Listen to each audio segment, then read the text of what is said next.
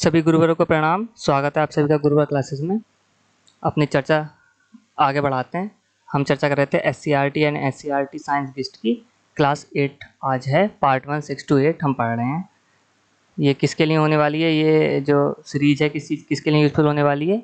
Useful होने वाली है जो यूपी टेट पेपर 2 की तैयारी कर रहे हैं, साइंस ग्रुप की, सुपर टेट या Uttar Pradesh assistant teacher recruitment exam की तैयारी कर रहे हैं, जूनियर एडिट एग्जाम कर रहे हैं, या सीटेट पेपर 2 साइंस ग्रुप की तैयारी कर रहे हैं, या DTT नेचुरल साइंस की कर रहे हैं, या जनरल साइंस किसी वैकेंसी के लिए तैयारी कर रहे हैं, उनके लिए यूज़फुल होने वाली है।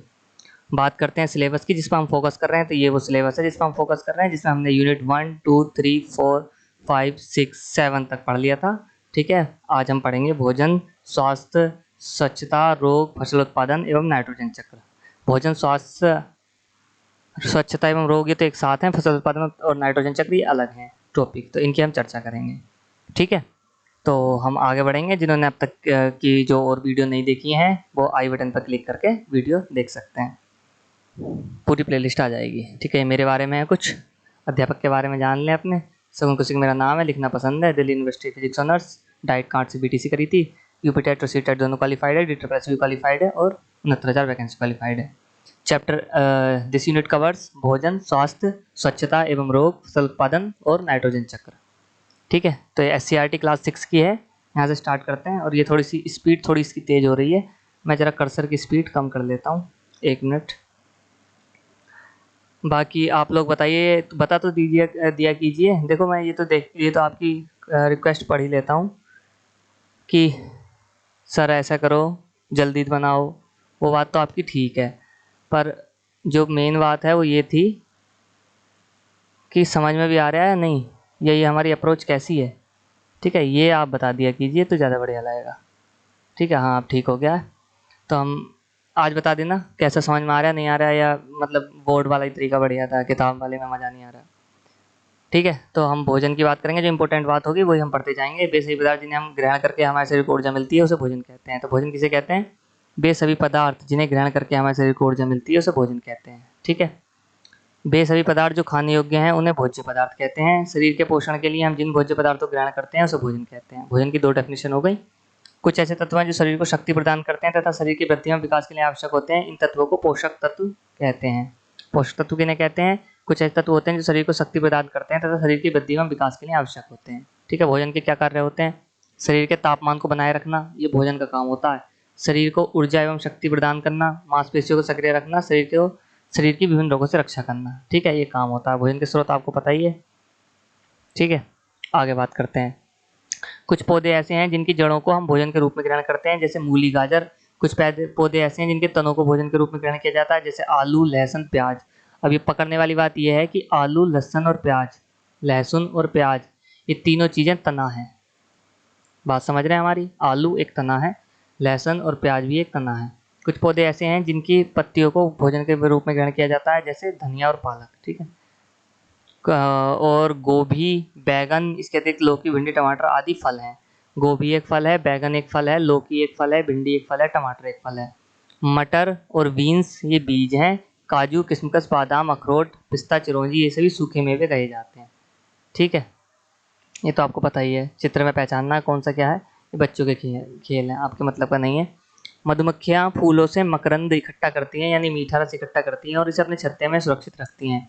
मधुमक्खी द्वारा भंडारित मकरंद को शहद कहते हैं। शहद स्वास्थ्य के लिए लाभप्रद है। ठीक है, तो शहद क्या है? फूलों से मकरंद इकट्ठा जो होता है उसे शहद कहते हैं। और देखो फूल तुम खाते हो उसमें मीठापन तुम्हें नहीं लगता, पर मधुमक्खियाँ पार्ट लेकर आती हैं उसका और वो मीठा होता है। सभी खाद्य पदार्थों में एक प्रकार के तत्व पाए जाते हैं जो हमारे शरीर को स्वस्थ एवं निरोग रखते हैं। इन तत्वों को पोषक तत्व कहते हैं।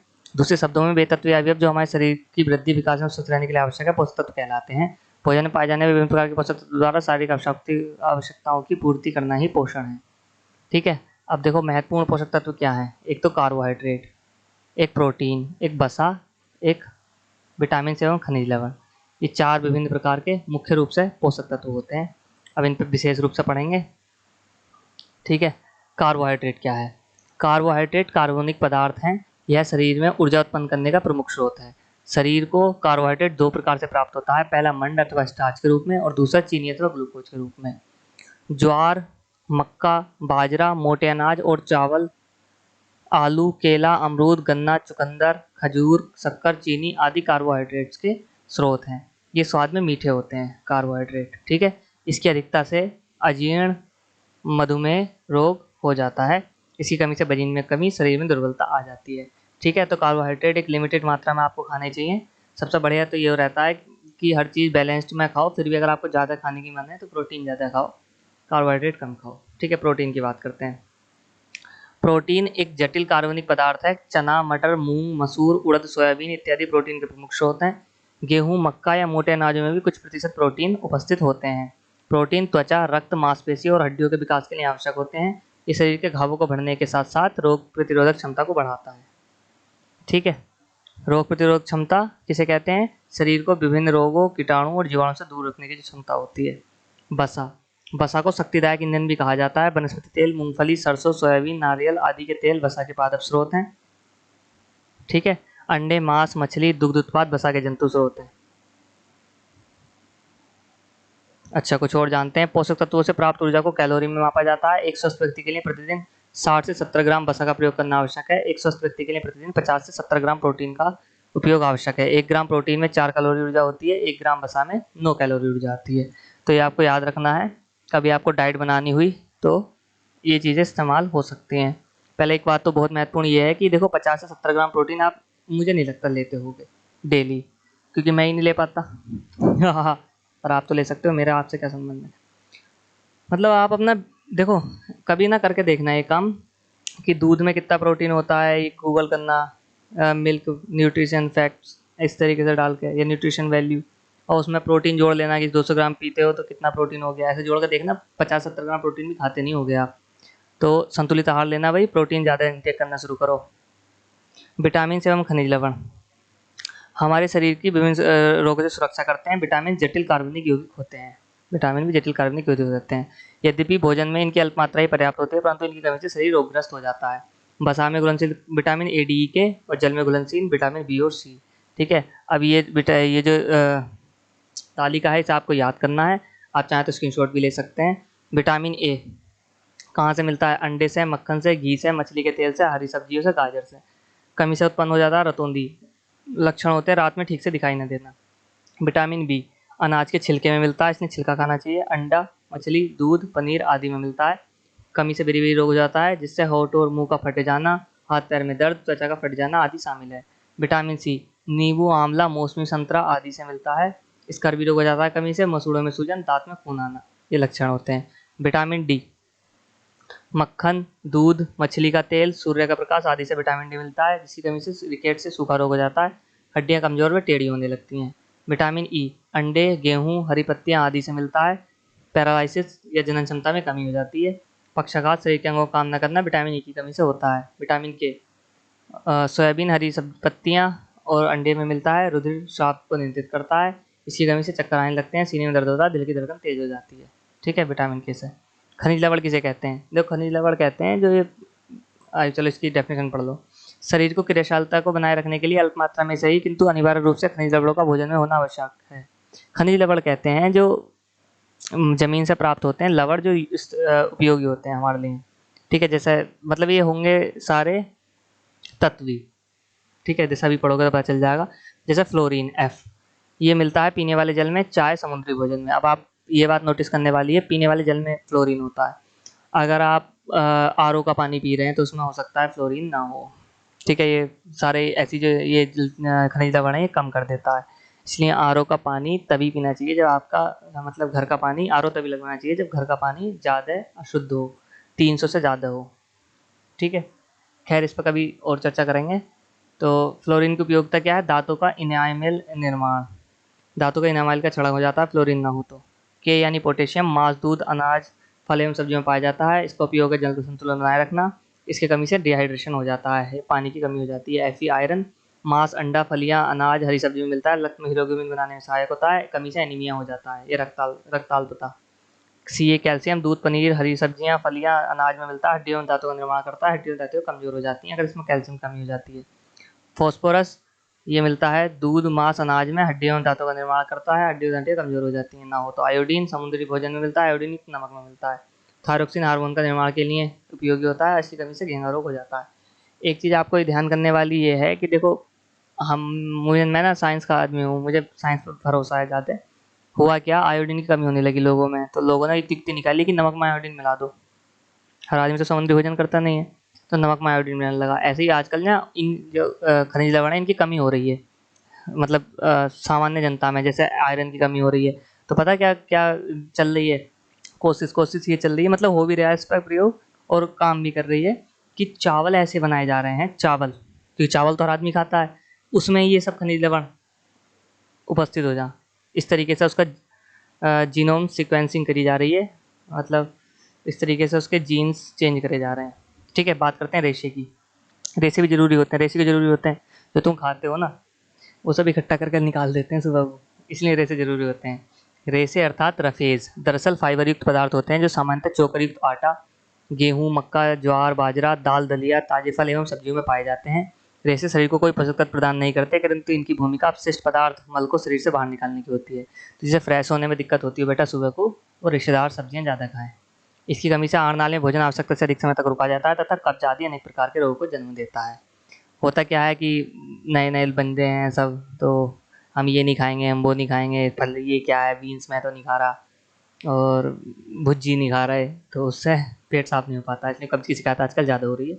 जल की बात करते हैं, अक्सर हम दो ही बार पानी पीते हैं, एक खाना खाते समय और दूसरे जब हमें प्यास लगती है, किंतु यह पर्याप्त नहीं है, हमें प्रतिदिन 2 से 3 लीटर पानी अवश्य पीना चाहिए। शरीर में 80% से ज़्यादा रोगों की वजह जल में कमी है, शरीर में जल की कमी है, समझ गए। और ये SCRT कह रही है, सो सीरियस लो, पानी पियो खूब। जल भोजन में उपस्थित पोषक तत्वों को अवशोषित करने में सहायता करता है। हमारे शरीर का लगभग 60 से 70% भाग जल है। जल के कार्य क्या होते हैं, पाचन के 50 से 60% पदार्थों को शरीर से निष्कासित करना, त्वचा के भीतर के दूषित पदार्थों को पसीने के साथ बाहर निकालना, शरीर के तापमान को संतुलित रखना और त्वचा को स्वस्थ बनाए रखना। अब बात करते हैं संतुलित आहार किसे कहते हैं।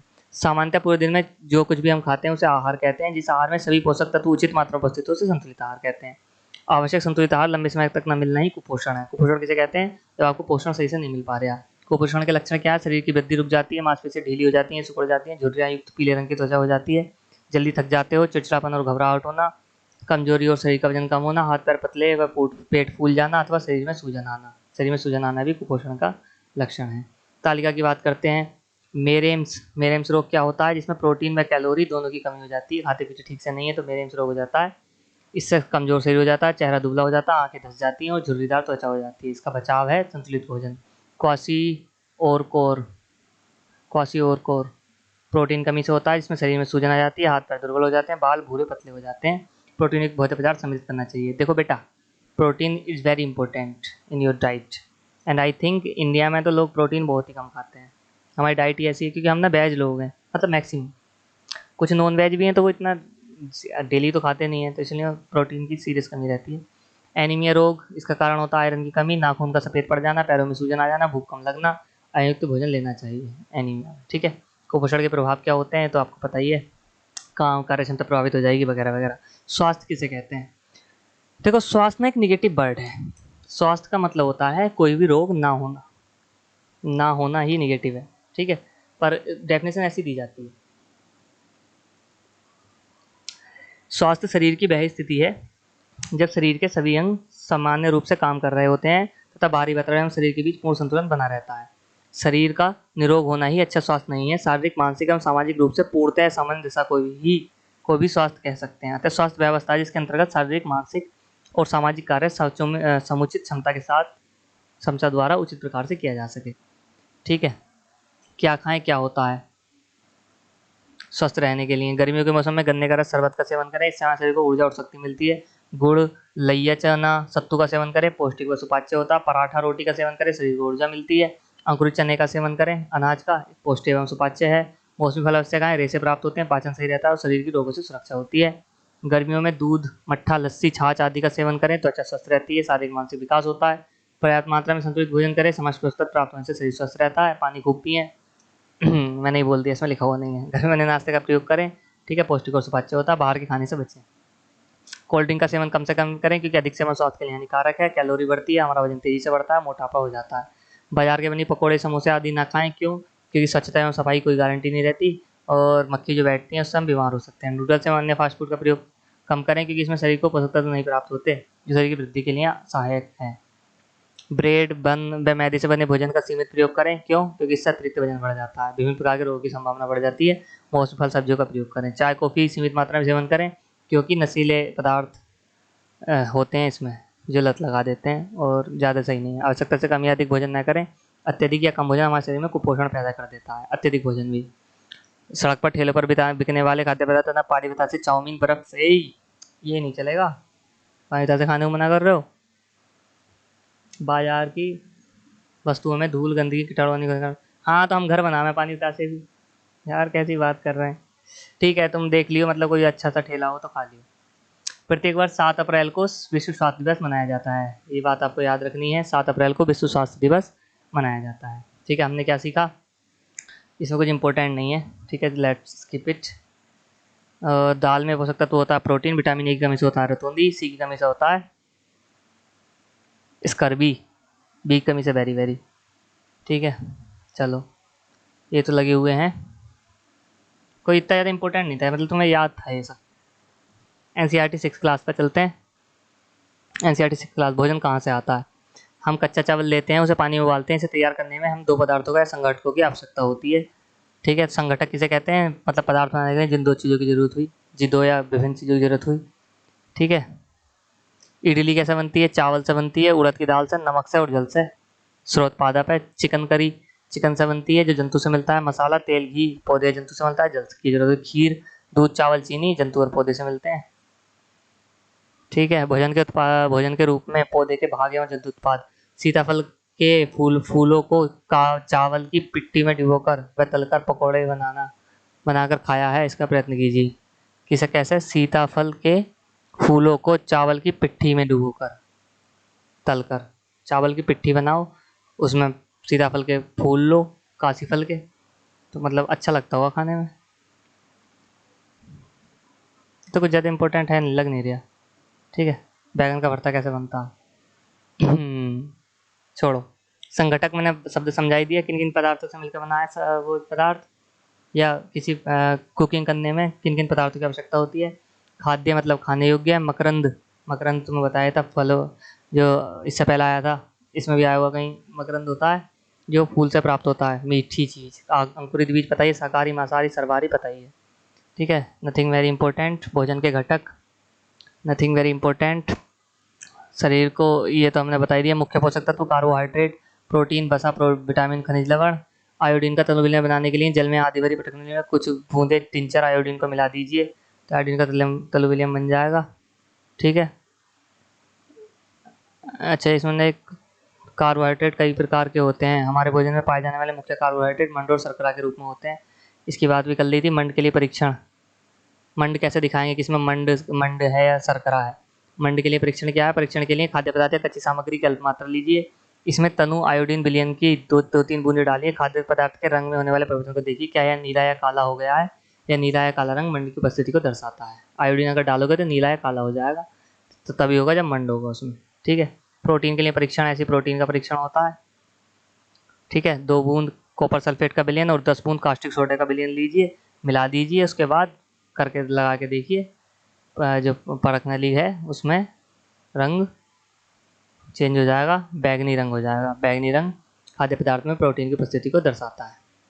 ठीक है, ये तो प्रोटीन का परीक्षण है। प्रोटीन का परीक्षण कैसे करते हैं? कास्टिक सोडा और कॉपर सल्फेट, 2 बूंद कॉपर सल्फेट, 10 बूंद कास्टिक सोडा, यानी 1 भाग कॉपर सल्फेट और 5 भाग कास्टिक सोडा।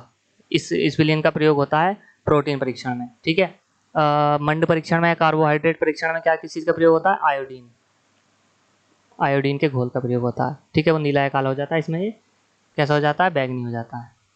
ठीक है, ये बात याद रखने वाली है, आशा करता हूँ याद रख लोगे।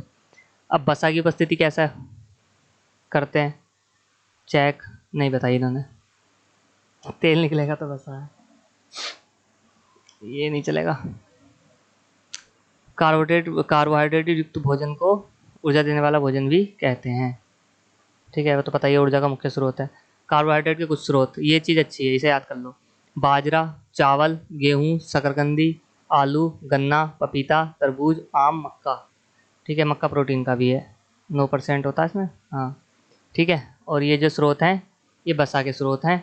मूंगफली, मूंगफली का तेल, सूरजमुखी का तेल, सरसों का तेल, नारियल का तेल, तेल तो लगा होता है ही, गिरी या तिल। ठीक है, ये मछली, मांस, अंडे, दूध, दही, मक्खन, क्रीम, ये सब जंतु से मिलने वाले स्रोत हैं बसा के। ये है काम की चीज़, प्रोटीन के स्रोत। प्रोटीन देखो मटर में होता है, पता ही है, चने में होता है, मूंग की दाल, दाल तो कोई सी भी हो, तुअर दाल हो, राजमा हो, सोयाबीन हो, सब में होता है। ठीक है, मांस, मछली, पनीर, दूध, सब में होता है। ठीक है, विटामिन ए के स्रोत ये याद करने वाले हैं, इसका स्क्रीनशॉट ले लो, क्योंकि तुम्हें विटामिन ए, बी, सी के स्रोत याद हो जाएंगे। सी का तो सीधे सीधे क्लियर है, जो चीज़ खट्टी होती है उसमें विटामिन सी ही होता है। ठीक है, और ए और बी को याद कर लेना। ए और बी के क्या याद करोगे? ए काय में होता है? आम में, दूध में, मछली के तेल में, पपीते में और गाजर में। तुम्हें पता है ये जो आम होता है ना, वो आम कह रहा हूँ, ये विटामिन ए की कमी हो जाती है ना, उन्हें जो वो देते हैं ना दवाई, वो मछली के तेल से बनती है।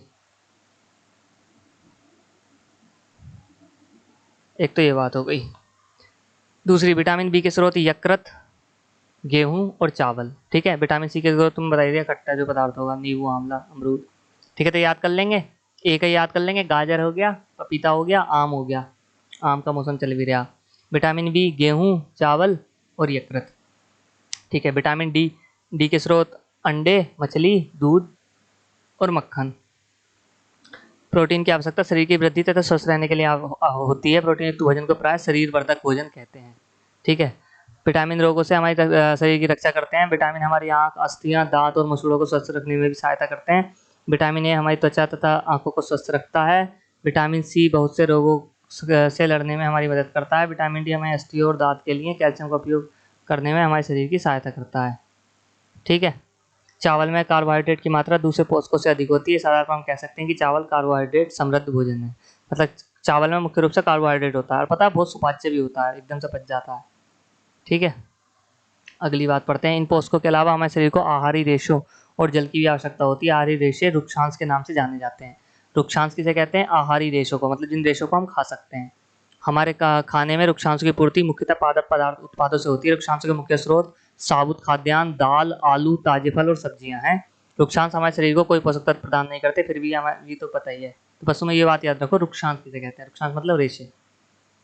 ठीक है, दालें, मूंगफली, सोयाबीन, अंकुरित बीज, किण्वित भोजन जैसे इडली।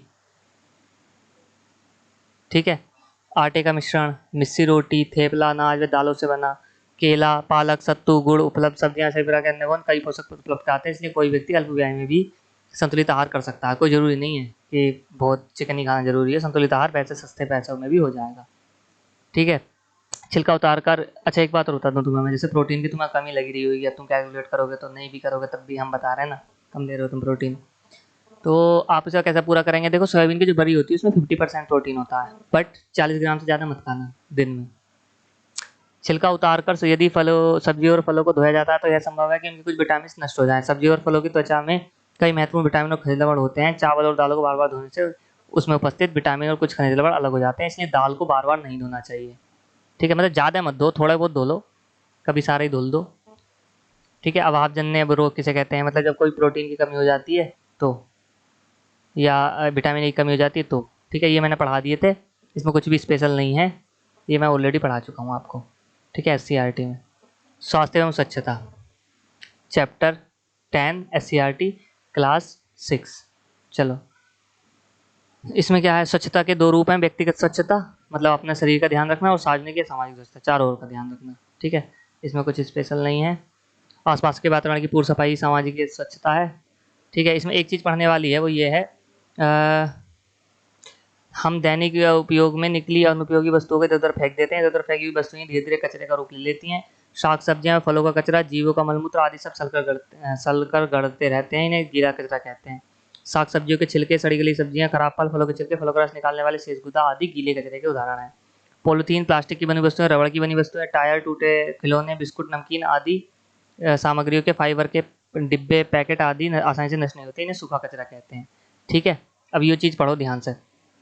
गीला एवं सूखा कचरा एक ही कूड़ेदान में डालने से इसमें बदबू एवं कीड़े पैदा हो जाते हैं, जो परिवेश की वायु को दूषित करते हैं। अगर गीले व सूखे कचरों को अलग अलग कर दिया जाए तो गीले कचरे से खाद बनाई जा सकती है, जबकि सूखे कचरे को पुनः चक्रण कर वस्तु बनाई जा सकती है।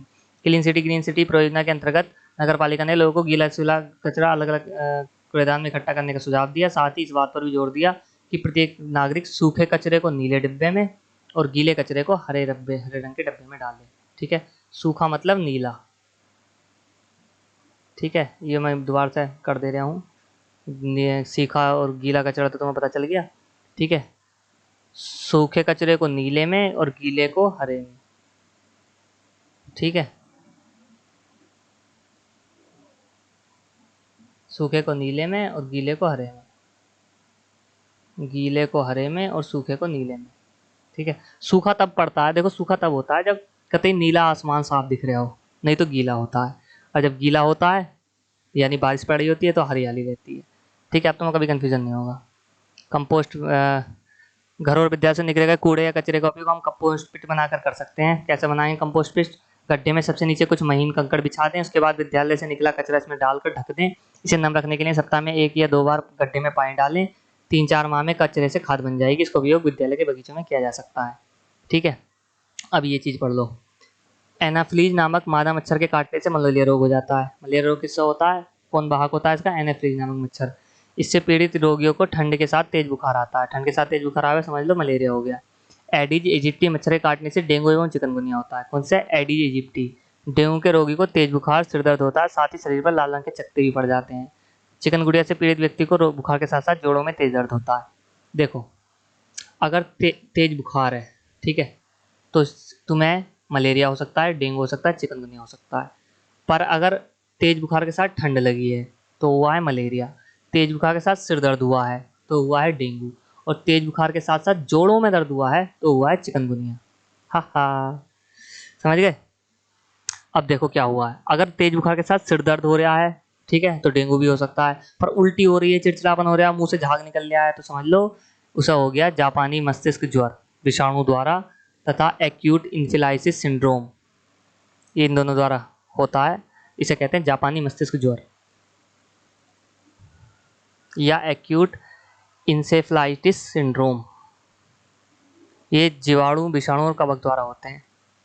ठीक है, चलो, परिवेश को स्वच्छ कैसे बनाना है, ये चीज़ और पढ़ने लायक है। अस्पताल में प्रयुक्त प्लास्टिक पट्टी, शीशा बदलाई, बची सी बोतल, सुई, दवा प्रयोग करने के बाद बची पन्नियाँ, ऑपरेशन के बाद के अपशिष्ट पदार्थ, ये सही मेडिकल कचरा कहलाते हैं।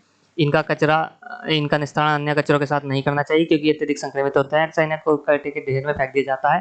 ये नाली में डाल देते हैं। नाली का पानी जब सिंचाई का पानी मिल जाता है तो सिंचाई करने से कचरे में मिले हानिकारक रसायन फसलों एवं सब्जियों पर प्रभावित कर जाते हैं, इसलिए इनका अलग से निपटारा होना चाहिए। उत्तर प्रदेश में इस बात की व्यवस्था कर दी गई है कि मेडिकल कचरा जलाया जाएगा। इसी कारण उत्तर प्रदेश सरकार ने सार्वजनिक एवं निजी अस्पतालों में मेडिकल कचरा जलाने की भट्टी लगाना अनिवार्य कर दिया है।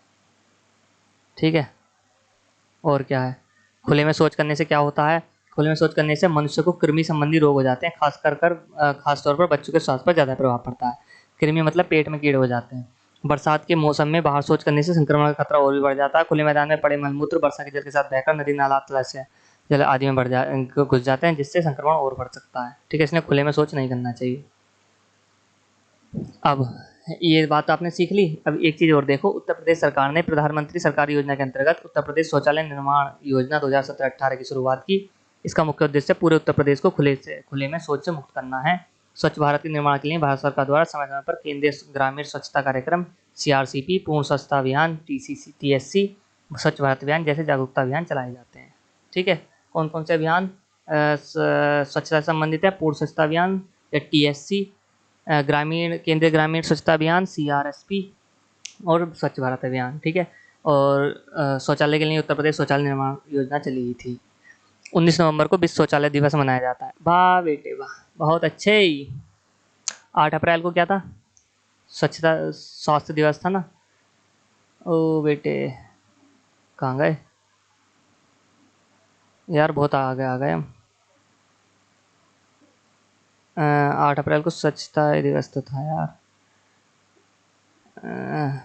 1 मिनट, जस्ट 7 अप्रैल को था विश्व स्वास्थ्य दिवस। 7 अप्रैल को था विश्व स्वास्थ्य दिवस। ऐसा भूले मत करे करो, मुझे ऊपर जाना पड़ता है। तुम्हें बता देते तो मैं नहीं जाना पड़ता ना ऊपर। कहाँ गए?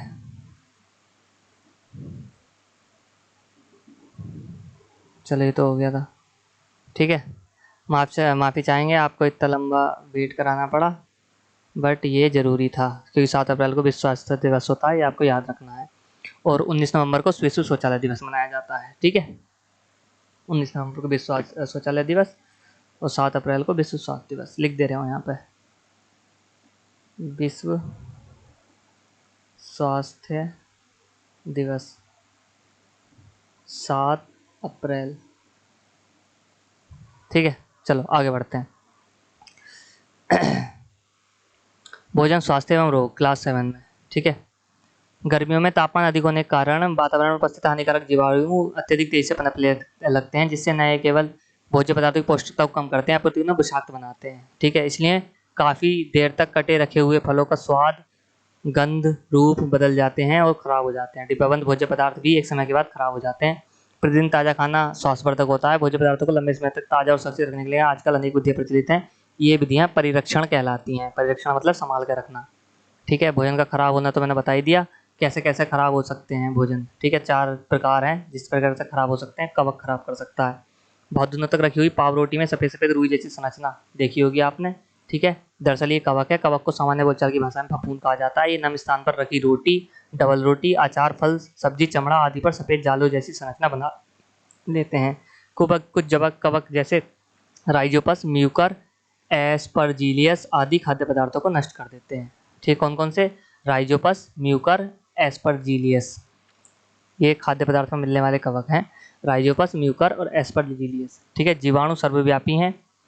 हानिकारक जीवाणु भोज्य पदार्थों को दूषित कर देते हैं, जिसे ग्रहण करने से निमोनिया, हैजा, पेचिस, पेट दर्द, उल्टी आदि बीमारी हो जाती है। यीस्ट या खमीर वायु में पाए जाने वाले एक कोश के सूक्ष्म जीव होते हैं, जिन्हें वृद्धि के लिए नमी और उचित तापमान की आवश्यकता होती है। यीस्ट की क्रिया कार्बोहाइड्रेट युक्त पदार्थों पर होती है, जिससे वह अल्कोहल में बदल जाते हैं और खट्टापन आ जाता है। डबल रोटी बनाने में डबल रोटी स्पंजी हो जाती है। इस प्रकार जलेबी बनाने से में भी यीस्ट का प्रयोग किया जाता है। खमीर उठी जलेबी जो होती है ना भाई साहब, बहुत टेस्टी लगती है। अनाजों को खुला छोड़ देने पर चूहे, रोडेंट खा जाते हैं। इसी प्रकार विभिन्न प्रकार की सब्जियां भी कीटों द्वारा खाकर नष्ट की जाती है, जैसे गोभी कीट, बैगन छेदक कीट आदि। ठीक है, तो अब बचने के लिए आप क्या कर सकते हैं? पहली बात तो सुखा लो, निर्जलीकरण कर लो। सूर्यकिरण से प्राप्त ऊष्मा द्वारा भोज्य पदार्थों को सुखाया जाता है, जिससे इसमें उपस्थित जल की मात्रा बाष्पीकृत हो जाती है और सूक्ष्म जीवों के वृद्धि के अवसर कम हो जाते हैं। आजकल कृत्रिम विधियों द्वारा निर्जलीकरण किया जाता है। सब्जियों में मटर, गोभी को भी सुखाकर डिब्बों, थैलियों आदि में बंद करके रखा जाता है, जिन्हें गर्मियों में उपयोग करते हैं। मटर भी कर लेते हैं लोग। ठीक है, दूध का पाउडर बनाने के लिए दूध को निर्जलीकरण विधि से सिखाते हैं। लोहे के बड़े बड़े बेलनाकार अत्यंत गर्म बर्तनों में दूध की पतली धार भेजी जाती है।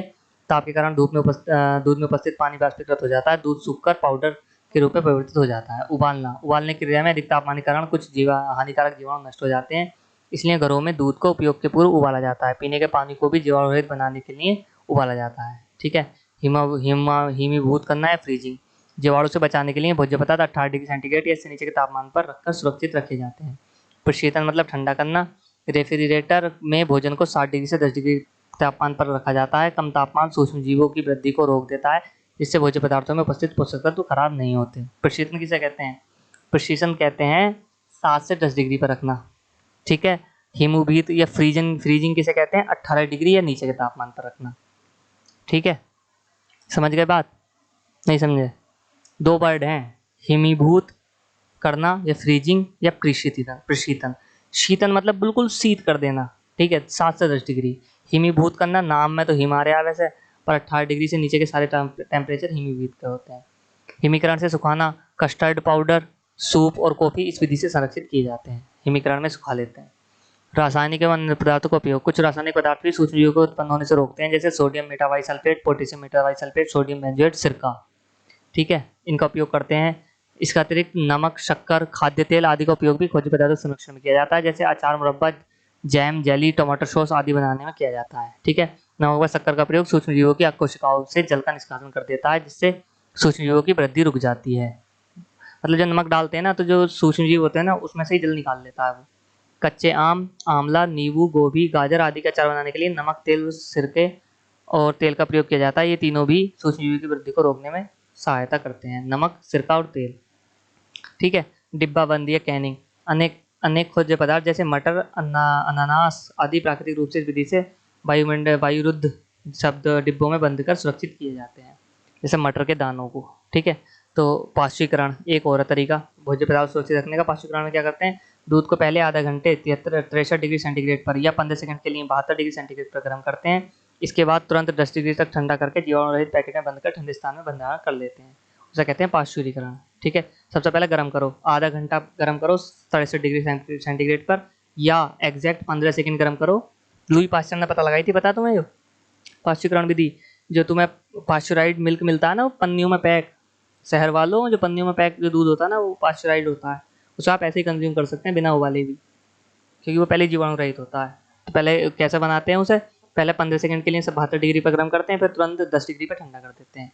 तो कैनिंग समझ गए, या डब्बा बंद करना, पाश्चुरीकरण समझ गए, रासायनिक पदार्थों का प्रयोग समझ गए, हिमीकरण से सुखाना समझ गए, प्रशीतन समझ गए, हिमीभूत समझ गए, उबालना समझ गए। ठीक है, और निर्जलीकरण भी समझ गए आप, रोडेंट समझ गए। रोडेंट का मतलब चूहे, कीड़े मकोड़े। भोजन की गुणवत्ता को बनाए रखने के उपाय। भोज्य पदार्थों को आवश्यकता से अधिक न पकाएं, अधिक पकाने से भोजन के पोषक तत्व नष्ट हो जाते हैं। ठीक है, पहली बात। दूसरी बात, गेहूं के आटे की चोकर ना निकालें, क्योंकि चोकर में विटामिन पाए जाते हैं। मैदा गेहूं का छिलका अलग करके बनाते हैं, इसलिए मैदा से बनी वस्तुएं नुकसानदायक होती हैं। तीसरी बात, विटामिन ए और सी ज्यादा ताप पर नष्ट हो जाते हैं, अतः विटामिन ए और सी वाले पदार्थ जैसे नींबू, टमाटर, गाजर, आंवला, हरी मिर्च, पपीता आदि कच्चे खाने चाहिए। चौथी बात, उबालने के लिए आवश्यकता से अधिक पानी का उपयोग नहीं करना चाहिए। भोज्य पदार्थों को ढककर पकाना चाहिए, इससे ईंधन की बचत के साथ साथ पोषक तत्व भी सुरक्षित रहेंगे। भाप द्वारा भोजन पकाना पोषक तत्वों को सुरक्षित रखने में सहायक है। प्रेशर कुकर का उपयोग पोषक तत्वों को बचाने के साथ साथ ऊर्जा की भी बचत है। विटामिन और खनिज सब्जियों के छिलके में भी होते हैं, अतः अति आवश्यक होने पर ही महीन छिलका उतारकर पकाना चाहिए। ठीक है, ऐसा नहीं खूब ज़्यादा काट रहे हैं। सब्जियों को काटने से पहले धोना चाहिए, सब्जियों को काट कर धोने से पोषक तत्व पानी में बह जाते हैं। सब्जी लोहे की कढ़ाई में पकानी चाहिए, इससे लोह तत्व सब्जी में मिल जाते हैं जो हीमोग्लोबिन के निर्माण में सहायक है। हा हा हा हा, पुराने लोग तो औसम थे, लोहे के चीज़ों में बनाते थे खाना। बाजार में मिलने वाले तैयार खाद्य पदार्थ जैसे नूडल्स, पिज्जा, फास्ट फूड आदि संरक्षित रखने के लिए मिलाए गए रासायनिक पदार्थ स्वास्थ्य के लिए हानिकारक होते हैं, अतः हमें रासायनिक पदार्थों से संरक्षित खाद्य पदार्थ का उपयोग कम से कम करना चाहिए। ठीक है, मानोगे तुम हो नहीं, ये मना तो नहीं करने के, कम से कम उपयोग करो इसका। ठीक है, भोजन जीवाणु एवं कवकों द्वारा खराब होते हैं। दूषित भोजन ग्रहण करने से पाचन क्रिया ठीक से नहीं हो पाती, उससे विभिन्न प्रकार के रोग होने की संभावना होती है। जीवाणु द्वारा उत्पन्न रोग मुख्यतः हैजा, क्षय रोग, टीबी, निमोनिया, डिप्थीरिया, रोहिणी रोग, आर्त्रशोथ, सुजाक, पीलिया रोग, कुकर खांसी, कोड़ और टिटनेस आदि है। जीवाणु द्वारा कौन कौन से रोग होते हैं, हैजा, टीबी, निमोनिया, टाइफाइड, डिप्थीरिया, आर्त्रशोथ, सुजाक, पीलिया, प्लेग, कुकर खांसी, कोड़ और टिटनेस। ठीक है, इन्हें याद कर लियो। कवक, कवक हमारे भोजन को नष्ट कर देते हैं। राइजोपस, म्यूकर और एस्परजिलियस आदि कवक हमारे भोजन को खराब करते हैं और शरीर में प्रविष्ट होकर कई रोग उत्पन्न करते हैं। पहली बात तो फफूंद लगा भोजन खाना ही मत, क्योंकि क्या हो सकता है, मुख्य रोग होता है दाद, सिर में होने वाले दाद से व्यक्ति गंजा भी हो जाता है। हैजा और टाइफाइड, पीलिया प्रदूषित जल से होने वाले प्रमुख रोग हैं। कौन कौन से, हैजा प्रदूषित जल से होता है, और पीलिया और टाइफाइड, ठीक है, जीवाणु होता हुआ जल में वो खा पी लेते होंगे। संचारी एवं असंचारी रोग, रोग व्यक्ति के स्वास्थ्य की वह स्थिति है जब व्यक्ति की शारीरिक गतिविधियां समान रूप से संचालित नहीं हो पाती। ठीक है, हरे साग सब्जी न खाने से विटामिन ए की कमी हो जाती है, जिससे आंखों में रतौंधी रोग हो जाता है। संचारी रोग मतलब जो फैलते हैं छूने से। ठीक है, वैसे भी रोग जो सूक्ष्म द्वारा होते हैं और एक से दूसरे मनुष्य तक छुआछूत के कारण फैलते हैं, उन्हें संचारी रोग कहते हैं, जैसे हैजा, चेचक, टीबी। असंचारी रोग, कुछ रोग शरीर में किसी न किसी कमी या खराबी के कारण होते हैं, जैसे कैल्शियम की कमी के कारण जोड़ों में दर्द। ठीक है, ये संचारी नहीं होता। शरीर में खून की कमी होने से एनीमिया, ये रोग छुआछूत से एक व्यक्ति से दूसरे व्यक्ति में नहीं फैलते हैं। कोरोना संचारी रोग है, अतः ऐसा रोग जो छुआछूत से नहीं फैलता है असंचारी रोग कहते हैं, जैसे एलर्जी, उच्च रक्तचाप, कैंसर, डायबिटीज आदि। संक्रामक रोग, संचारी रोग ही संक्रामक रोग कहलाते हैं। सभी संक्रामक रोग रोगाणु या बीजाणु द्वारा स्वस्थ शरीर में प्रवेश करने के परिणाम स्वरूप ही होते हैं। ठीक है, अब ये बहुत बड़ी तालिका है, इसे आपको याद करना है। जुकाम कैसे होता है, राइनो वायरस से होता है। ठीक है, कभी सोचते हो ठंड लगने से जुकाम हो गया, मैं बारिश में भीग गया था इसलिए जुकाम हो गया। बेटा बात आपकी ठीक है, ठीक है, पर बात इनकी भी ठीक है। अगर वो जैसा अमेरिका का एग्जाम्पल लो, वहाँ क्या टीके लगते हैं जुकाम के भी नहीं तो वहाँ तो ठंड इतनी होती है कि आदमी हर टाइम जुकाम में ही रहेगा। तो एक्चुअली में ये राइनो वायरस से होता है। तो राइनो वायरस अगर नहीं हुआ तो तुम्हें जुकाम नहीं होगा, पर राइनो वायरस अपने वातावरण में रहता ही है तो हो ही जाता है जुकाम। ठीक है, ये प्रत्यक्ष संपर्क द्वारा होता है, इससे आंखों में पानी गिरेगा, नाक से तरल पदार्थ का निकलना। ठीक है, इससे बचाव क्या उपाय है, जल की कमी से बचना चाहिए, खूब जल पियो, दूसरा चेचक वेरियोला वायरस द्वारा होता है, वायु द्वारा फैलता है, सिर व कमर में दर्द, शरीर पर लाल रंग के दाने निकलना, तेज बुखार। चेचक का टीका अवश्य लगवाना चाहिए, रोग को अलग रखना चाहिए, रोग के बिस्तर पर नीम की पत्तियां रखनी चाहिए। इन्फ्लुएंजा वायरस के कारण होता है वायु द्वारा कफ, चक्कर आना, ठंड के साथ बुखार, त्वचा का नीला पड़ना, मांसपेशियों में दर्द, सांस फूलना आदि। ठंडा एवं बासी खाने से परहेज करना चाहिए, गर्म पानी का सेवन करना चाहिए, रोग प्रतिरोधक क्षमता बढ़ाने वाले भोज्य पदार्थों का सेवन करना चाहिए। पोलियो वायरस से होता है भोजन एवं जल द्वारा होता है, वाहक मक्खियाँ होती हैं। जुकाम, सिर दर्द, कमर दर्द, हड्डियों व जोड़ों में दर्द, अंगघात। पोलियो का टीका अवश्य लगवाएं, रोगी के मल को खुले में न छोड़ें। ठीक है। मलेरिया प्लाज्मोडियम मादा मच्छर की वजह से होता है। एनाफिलीज मच्छर से होता है, रक्त द्वारा शरीर में आता है। तीव्र ज्वर, सिर दर्द, बदन दर्द, कपकपी लगना, मच्छरदानी का प्रयोग करना चाहिए, कीटनाशक का छिड़काव करना चाहिए। डेंगू, जिसे हड्डी तोड़ बुखार भी कहते हैं, डेंगू वायरस वाहक एडीज इजिप्टी मच्छर से होता है, रक्त द्वारा ठंड लगने के बाद तेज बुखार आता है, 5-7 दिन तक सिर, मांसपेशियों में एवं जोड़ों में दर्द, चेहरे, गर्दन एवं छाती पर गुलाबी रंग के चकत्ते। ऐसे कपड़े पहने जिससे शरीर का ज़्यादा से ज़्यादा हिस्सा ढका हो, मच्छरदानी प्रयोग करें, घरों में बर्तनों एवं कूलरों में पानी इकट्ठा ना होने दें, खून की जांच तुरंत करवाएं, चिकित्सक से संपर्क करें। चिकनगुनिया आर्बो वायरस वाहक एडीज इजिप्टी मच्छर, रक्त द्वारा होता है, ठंड आती है, बुखार लगता है, पर जोड़ों में दर्द होएगा, त्वचा पर लाल दाने, चिकत्ते, कमजोरी। ठीक है। खून की जांच कराएं। मेन चीज़ ये है कि जब भी तुम्हें डेंगू, मलेरिया या चिकनगुनिया का डर लगे तो जांच करा लो, वो ज़्यादा सही है। तरल पदार्थों का सेवन करना चाहिए, चाय, कॉफ़ी, चटपटा, तैलीय पदार्थों के सेवन से बचना चाहिए और तुरंत चिकित्सक से संपर्क करना चाहिए। पेचिस कब होता है? एंट अमीबा हिस्टोलिका अमीबा से होता है, बैसिलस जीवाणु से होता है। भोजन जल द्वारा वाहक होता है, वाहक मक्खियाँ होती हैं। पाचन तंत्र संबंधी रोग हो जाते हैं, बार बार दस्त लगते हैं, पेट में ऐंठन होती है, तरल मल निकलता है। पानी उबाल कर पीना चाहिए, भोज्य पदार्थों को ढककर रखना चाहिए, कीटनाशक दवाओं का छिड़काव करना चाहिए, खुले भोज्य पदार्थों का सेवन नहीं करना चाहिए। प्लेग पास्चुरिला पेस्टिस जीवाणु से होता है, पिस्सू एवं चूहों के माध्यम से फैलता है। अति तीव्र ज्वर आता है, आंखें लाल हो जाती हैं, अंदर धस जाती है, जांघों में गिल्टियाँ निकल आती हैं। लक्षण दिखने पर तुरंत इलाज कराना चाहिए, चूहे को समाप्त कर देना चाहिए, प्लेग का टीका लगवाना चाहिए। चूहे बहुत खतरनाक चीज़ है भाई। अतिसार ये डायरिया जीवाणु से होता है, दूषित जल एवं भोजन के माध्यम से फैलता है। निरंतर दस्त होना, मल के साथ रक्त का स्राव। ओ भाई, ये तो ज़्यादा कंडीशन सीरियस है। जल की कमी, पतले मल का स्राव, साफ सफाई का विशेष ध्यान रखना चाहिए, पानी उबाल को पीना चाहिए, पानी, चीनी, नमक का घोल देना चाहिए, चिकित्सक से उपचार कराना चाहिए। हैजा विब्रियो कोलेरी जीवाणु से होता है, बैक्टीरिया से दूषित जल के माध्यम से होता है। सफ़ेद पतले दस्त होना, शारीरिक दुर्बलता, शरीर में ऐंठन, आंखों के नीचे काले नीले डब्बे पड़ना, पुदीना का रस देना चाहिए, नमक चीनी का घोल देना चाहिए, प्याज काट देना चाहिए, हैजा के टीके लगवाने चाहिए। ठीक है। प्याज खानी चाहिए, ये प्याज बहुत जरूरी है। जापानी मस्तिष्क ज्वर एक्यूट इन्फेक्शलाइटिस सिंड्रोम जीवाणु, विषाणु, कवक और या स्पाइरोकीट्स के द्वारा होता है, मच्छर पानी से फैलता है, तेज बुखार होता है, सिर दर्द, उल्टी, चिड़चिड़ापन, मुंह से झाग निकलना, झटका आने का क्या मतलब है? दौरे पड़ना हुआ। मच्छरदानी का प्रयोग करना चाहिए, मच्छर भगाने वाले रसायन का प्रयोग करना चाहिए, कीटनाशकों का छिड़काव करना चाहिए, क्लोरीन युक्त पानी का प्रयोग करना चाहिए, बीमार होने पर अच्छे चिकित्सक से इलाज कराना चाहिए, टीकाकरण कराना चाहिए। ठीक है। अब ये पढ़ो, संक्रामक रोगों से बचाव का सर्वोत्तम उपाय है संबंधित रोगाणु को नष्ट करना। रोगाणु को नष्ट करने की प्रक्रिया को निसंक्रमण कहते हैं। सैनिटाइजेशन, निसंक्रमण से प्रयुक्त पदार्थों को निसंक्रमित पदार्थ, सैनिटाइज्ड पदार्थ कहते हैं, जैसे फिनाइल, कार्बोलिक एसिड, चूना, डीडीटी, क्लोरीन आदि। शरीर कुछ सामान्य विधियां जैसे जलाना, बाष्प एवं भाग, सूखी गर्म हवा, उबालना द्वारा भी रोगाणु को नष्ट किया जा सकता है। यदि रोगी व्यक्ति एक क्षेत्र से दूसरे क्षेत्र में जाता है तो अपने साथ रोगाणु को भी ले जाता है, जो वायु, जल, भोजन या जनसंपर्क के माध्यम से स्वस्थ व्यक्ति में पहुंच जाता है। इस प्रकार के एक तरह के संक्रामक रोग का प्रसार क्षेत्र बढ़ता जाता है। यदि समय रहते बचाव के उपाय नहीं किए जाते हैं तो स्थिति अत्यंत भयावह रूप ले लेती है। इस अवस्था को महामारी कहते हैं, जैसे कोरोना महामारी आई थी, और ये किताब पुरानी है।